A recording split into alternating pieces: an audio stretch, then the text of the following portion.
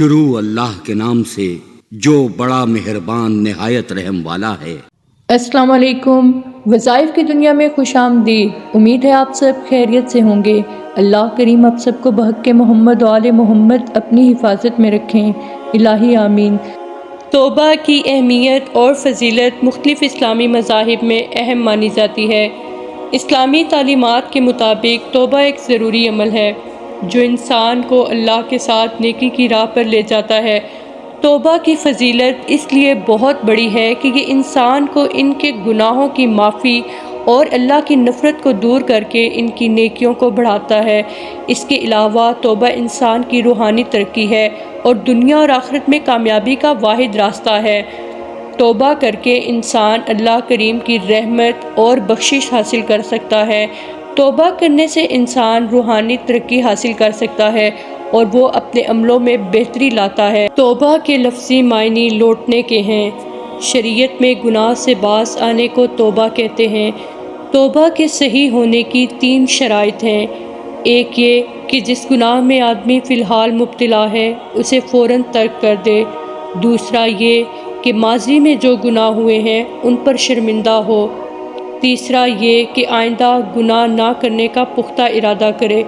کوئی شرعی فریضہ چھوڑا ہو تو اسے ادا کرے۔ قرآن مجید میں ارشاد باری تعالیٰ ہے ترجمہ، اور یہ کہ اپنے رب سے مغفرت طلب کرو پھر اس کے آگے توبہ کرو۔ امام جعفر صادق علیہ السلام کا فرمان ہے، جب کوئی مومن خلوص نیت سے توبہ کرتا ہے تو اللہ کریم اس سے محبت کرتا ہے اور اس کے گناہوں پر پردہ ڈال دیتا ہے۔ توبہ خدا کی رسی ہے اور توبہ کرنے والے شخص پر لازم ہے کہ وہ اس رسی سے منسلک رہے اور اپنے باطن کے گناہوں کو آب حیات کے ذریعے دھوئے اور اپنے خلاف اپنے گناہوں کا اعتراف کرے، سابقہ گناہوں پر اللہ سے معافی مانگے اور اپنے دل میں پشیمانی محسوس کرتا رہے اور باقی عمر خدا سے ڈرتا رہے۔ اولیاء کی توبہ یہ ہے کہ وہ اپنے دماغ میں پیدا ہونے والے خیالات پر بھی توبہ کرتے تھے، حتیٰ کہ اگر غیر اللہ کے ساتھ مشغول ہو گئے تو وہ اس سے بھی توبہ کرتے تھے، اور عام انسان اپنے گناہوں سے توبہ کرتے ہیں۔ ہمیں اپنے گناہوں پر ہر وقت نادم رہنا چاہیے، اللہ کریم کے سامنے اپنے گناہوں کا اقرار کریں اور توبہ کا دروازہ کھٹکھٹائیں۔ توبہ کا دروازہ تو ہر وقت کھلا ہے کیونکہ اللہ کریم بہت مہربان اور رحمان ہے۔ بس اللہ سے جڑ جائیں اور سچی توبہ کریں اور سچی توبہ کی توفیق مانگیں اور اللہ کریم سے ہمت مانگیں کہ وہ رب مجھے وہ طاقت اور ہمت دے کہ میں اپنے نفس سے لڑ سکوں اور گناہوں کی طرف بڑھنے سے خود کو بچا لوں۔ اے میرے پروردگار، اے میرے رب، اے اللہ کریم، مجھ پر اپنی رحمت کر اور ہماری لغزشوں، کوتاہیوں کو، گناہوں کو معاف فرما دے۔ توبہ استغفار اللہ کے ہاں بہت ہی پسندیدہ عمل ہے اور شیطان کو تکلیف دینے والا عمل ہے، کیونکہ شیطان کی برسوں کی محنت ایک ہی لمحے میں ضائع ہو جاتی ہے۔ گناہوں سے توبہ اور استغفار کرنے والے مسلمان شخص کا بڑے سے بڑا گناہ بھی معاف ہو جاتا ہے۔ استغفار کی توفیق تمہارے کامیاب ہونے کی پہلی نشانی ہے۔ کسی بھی گناہ کو چھوٹا نہ سمجھیں۔